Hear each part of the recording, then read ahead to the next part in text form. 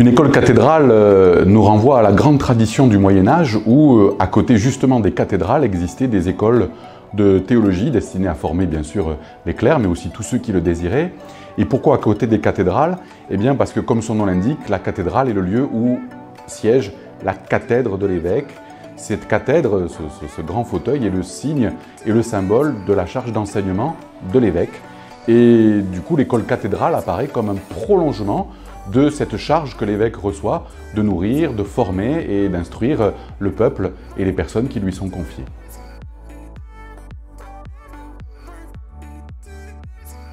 Alors à Marseille, on devait être fidèle d'une certaine manière à cette tradition, en la revisitant un peu quand même. C'est-à-dire qu'on s'est aperçu que souvent, les différences d'emploi du temps, les différences aussi d'intérêt pouvaient rendre difficile des formations centralisées dans le même lieu. Et là, l'idée, c'est justement de permettre à cette charge d'enseignement de l'évêque à travers l'école cathédrale d'aller à la rencontre des personnes et des quartiers en différents points du diocèse.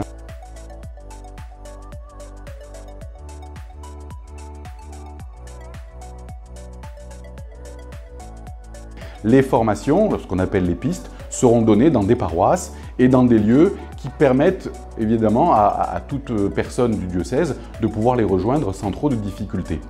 La deuxième originalité, c'est que ces pistes et les rencontres vont avoir lieu selon des horaires et des jours variés pour que, bien sûr, chacun puisse suivre plusieurs pistes s'il le souhaite, mais aussi puisse trouver son bonheur conforme à ses obligations et à son rythme et au temps dont il dispose. Alors on peut venir le soir, on peut venir en journée, on peut venir le samedi, bref, il y en a pour tous les goûts, de manière à ce que chacun puisse au moins suivre une piste et pouvoir justement se former de cette manière-là.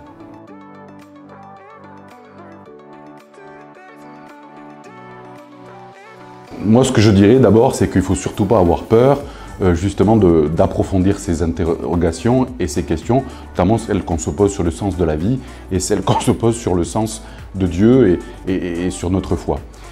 J'ajoute que se former, c'est une obligation dans le monde où nous nous trouvons parce qu'évidemment, on nous demande souvent raison de notre foi, de notre espérance et notre devoir, bien sûr, c'est de pouvoir en rendre compte.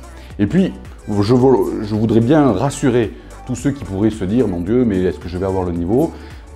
Rassurez-vous, il n'y a pas de prérequis. Il suffit d'avoir le désir simplement d'approfondir quelques questions et de découvrir la parole de Dieu pour venir.